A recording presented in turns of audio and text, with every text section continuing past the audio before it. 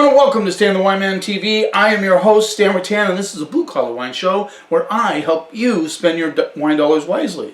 This is part 2. I am going to do a part 3 on celebrity wines. Last episode was all singers. And I think Zach Brown's wine kind of came out on top, Uncaged Red, although they were all pretty darn good. Just saying. So in this lineup, we have one singer and... well, so without further ado, let's get started. The first one is the Bocelli Tenor Red. Andrea Bocelli, famous tenor singer. He's right up there with Pavarotti. You know, those guys are amazing singers. And his family has had a winery since 1851, the Bocelli family winery. 1851, guys. That's crazy. It's been around a long time. They've expanded quite a bit since then, and Andrea Bocelli doesn't necessarily get involved with the day-to-day process, but his brother does. So he and his brother own the winery, and they produce these wines. And obviously this Tenor Red is in honor of Andrea Bocelli. There you go. $21. So I'm excited to try this. I think I've tried this before. It's a Cab Merlot Sangiovese blend. They realized that Cab and Merlot could grow really well in their vineyards, so they planted those. I don't know what year they did that, but anyway, Andrea Bocelli and his brother. Andre, of course, he says, my job is to taste the wine. That's pretty funny. Pretty dark in color. That's probably from the Cab and Merlot in there. Sangiovese usually isn't that dark. This is like really, really kind of a dark, almost burgundy color. There you go. Let's see what we get on the nose. Getting a little vanilla action, actually. There's some baking spices in there, which is really cool. Definitely cherry notes. I'm even getting a hint of strawberry.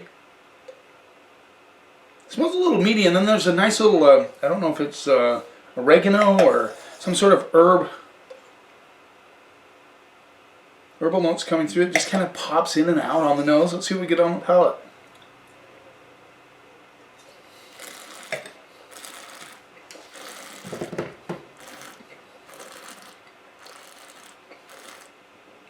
Good rusticity, which is what you'd expect from an Italian wine. I like this wine. Spicy on the backside. Very spicy. Good cherry notes up front. Good balance. Nice acidity underneath that keeps it kind of popping on the palate.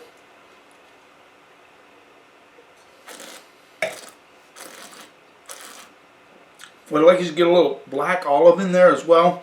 There's a tiny hit of licorice right at the back of the mid palate into the finish, where the rusticity comes. Get a little bit of rust, you know, a little bit of old world action. But good fruit on this wine, balanced by the acidity. Good wine. The spicy notes, I really like it.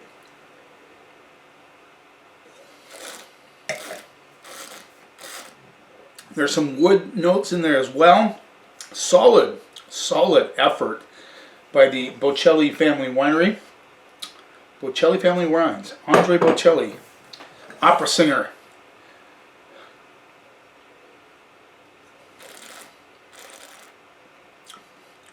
So my brain isn't working today. I was trying to remember all the singers. And I could remember Zach Brown. I could remember the Little Big Town Band, but I could not remember the other one, and I'm still got a brain cramp on it. I know exactly who it is. Dreaming True Crush. I really like him a lot. I just can't think of the name of the singer for some reason. I was going to run in the house and look, but you know what? Doesn't matter. You guys saw the episode. You know who it is, and you know it's going to hit me all of a sudden, and I'm just going to blurt it out. Have you ever had that? Have you ever had that? Just get that stuck. Like, you know this guy, Dave Matthews Band. There it is. The Dave Matthews. I said Charlie Daniels. I taped one real quick. I had to cut it off because it's not Charlie Daniels. It's Dave Matthews. Whew. Probably because I've been cleaning bottles. Mind-numbing work, by the way, for my next wine tasting event. No, great wine. I really like it. I'm going to go B+, A- on it. Solid Italian red wine from Tuscany, where their winery is located. Good balance, solid fruit, balanced out by the minerality, the rusticity and the acidity. And baby, guys, I'm telling you, this could have aged 5 years easily. Let's move on. Now we're to the, it's a heavy bottle, 2017. Did I say a vintage on this? I don't know if I even saw that. Might be non-vintage. I doubt it. 2017 as well. Sorry about that. This is a 17 Vanderpump Cabernet Sauvignon, Sonoma County. Vanderpump Rules. You know the reality show. I don't. I've never seen it. $23. Now these guys are big. They're huge in the restaurant business, and for those who've watched Vanderpump Rules will know that. You know more about it than I do. So it makes sense that they would invest some of their money in a winery. So there you go. Cabernet Sauvignon, Sonoma County, 2017. Darker than the Tenor red. Expect from Cab, almost black, crimson, black. Am I using the right colors? Please help me on colors, you guys. But this is just really, really dark, almost dark purple. I know purple, and this is dark purple. You can see the purple in it. All right, let's see what we get on the nose. Candy-ass, like candied currants. Some cinnamon notes coming through. That's kind of exciting. By the way, I don't like the big heavy bottles. It doesn't leave a good carbon footprint, but I understand why wineries do that. It comes across as more, kind of higher premium wines come in heavier bottles. Yeah, baking spice, cinnamon especially. I like the cinnamon, candied currants. A little bit of dark cherry joins in there. Let's see what we get on the palate.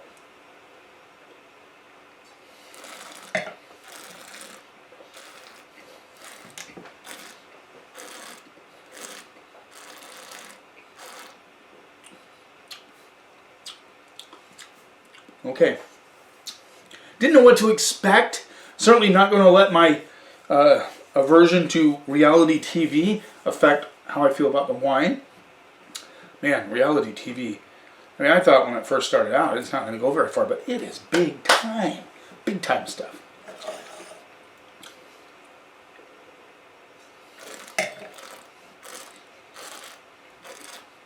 So it takes a minute for this thing to kind of rev up. You get a little bit of like neutral flavors, and all of a sudden you get that the currants start coming through, the dark cherry notes start coming through. You can feel the cinnamon spices in there, and on soft but structured tannins. So this is a little meaty on the palate because those tannins, although they're soft, they're structured. So you get that nice, almost meaty mouthfeel on this wine.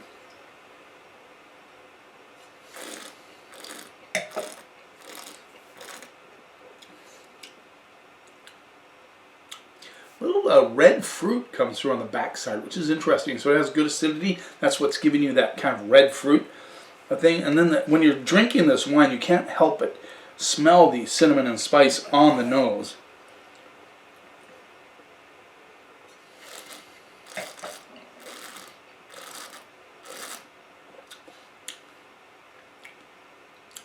It's a solid cab. It's $23, which I think is a fair price. Of course, you know, Vanderpump, for those who know that show, are going to know all about this wine. Of course, they're not only known for the show. They have restaurants, several restaurants.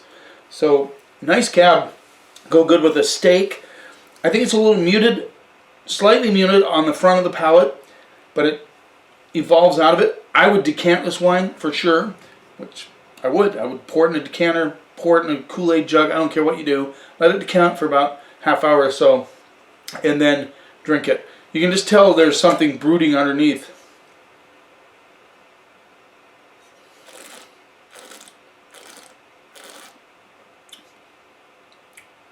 I'm really excited to let this one breathe a little bit more. You know how I do this. I've told you many times I just open these wines about an hour before the program, sometimes not even an hour, and then I drink them only because 90% of the people who buy wine, maybe 85, I hope it's 85, pop the wine, drink it, and that's it. So I want to review these wines the way I know a lot of you will experience that wine, which is fine.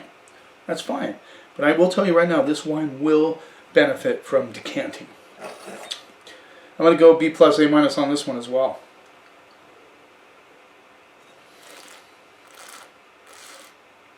It's a real deal cab. Nice acidity, good balance. A little muted up front.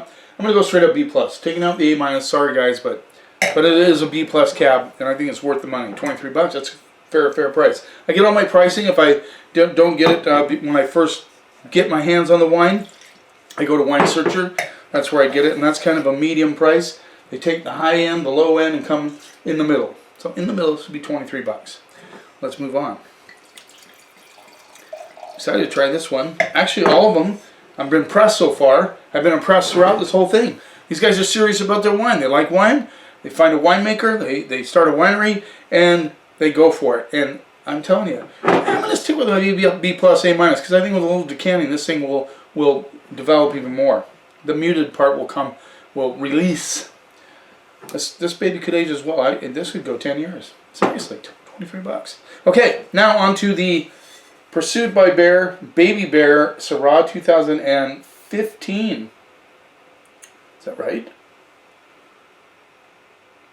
2015. This rolls in at $60. This is Kyle Maclachlan's effort. A lot of you know Kyle Maclachlan. He is Maclachlan? I remember first seeing him in Blue Velvet. I've seen him in Dune, and he's pretty famous for being in Twin Peaks, the TV series of an episode I've never watched. So when this was first introduced to me a couple of years ago, they mentioned Kyle Maclachlan, and I didn't know who that was. Now I do. So this is Syrah. He grew up in Yakima, which is kind of cool.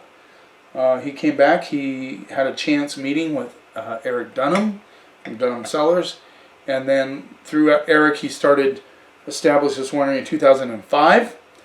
Now his winemaker is Daniel Wampler, who used to be the winemaker for Dunham as well. I think Eric gave up the making of the wine for Kyle and turned it over to Daniel, and now Daniel is, I think he's still a winemaker.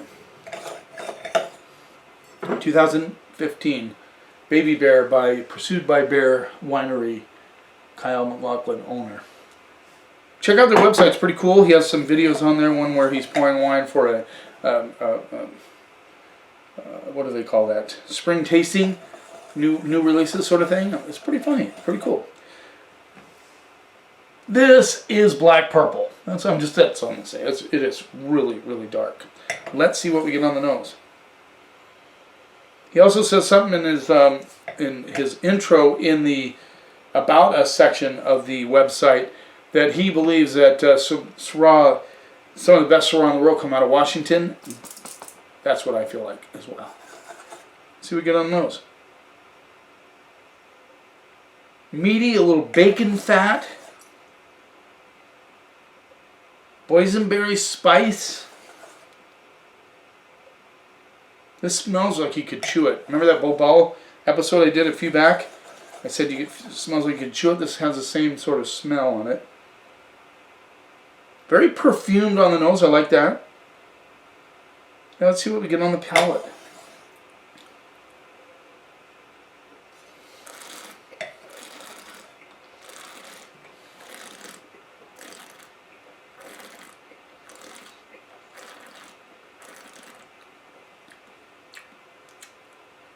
Wow. It's been a while since I've tried this. I'm super impressed. I'll just say I am very impressed. I get black olive, boysenberry, very chewy.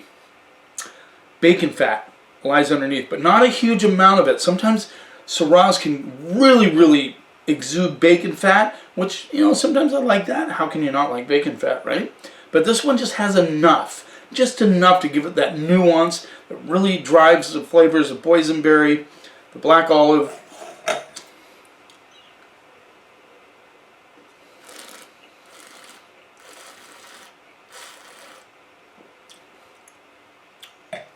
Spicy on the backside. sweet tannins, but very balanced. This is not a fruit bomb. Let me tell you. Yes, it has big boysenberry fruit, but that black olive kind of almost earthy underneath on this one. Has a little bit of that Rhone action going on. You know, I was hoping that at least one of these wines I've tried might not be as good as I thought it would be, but you know, I've been impressed so far, really have.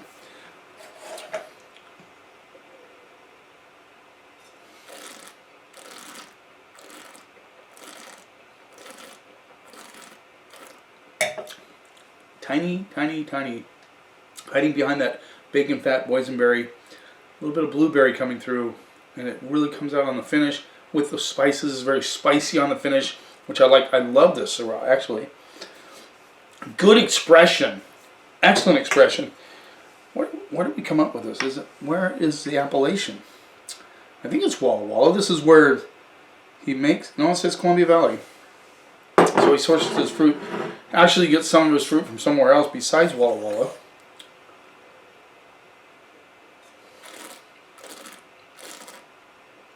There's oak on this, but it's not out of balance. It's there. You can feel it on the palate, but that's where you're getting a lot of the spice notes from. I'm going to go straight up A, leaning towards A+ on this wine. I think it's a really well-made wine. I understand why some of the wine critics are excited about it. I'm excited about it. Very solid wine. There you go. Celebrity Wines Episode 2. And so far, there hasn't been one like wine in the bunch. Not that I'm hoping to get that, but you know, I thought I might get some wines, and I haven't yet. I have another episode coming up with the Cameron Diaz wines. I might throw something else in there. I don't know what. We'll see. These guys are obviously serious about their wine. They like wine, so they've gotten involved in the wine business, which is really cool. And I think Kyle probably gets involved. He doesn't make the wine, but I bet he gets involved in the blending process anytime he can. I mean, these guys are busy. They're actors. He's an actor. Andre Bocelli's a singer. The Vanderpumps, you know, they're busy life with their restaurants, but they're all great wines. Yeah, I'm very happy so far. Thanks for taking a little time of your day. Don't forget to subscribe to my channel. Hit the little bell if you want to know when these episodes are coming up. Keep the comments coming. I'm really excited about that. The next episode, next 2 episodes, will be wines for Thanksgiving. I mean, you have to, right? I mean, people want to know what I think we should have with Thanksgiving wine, so I'll do 1 episode on whites and 1 episode on reds. I don't know yet. I think that's the direction I want to go, but I think I will. You keep watching, and I'll keep helping you spend your wine dollars wisely.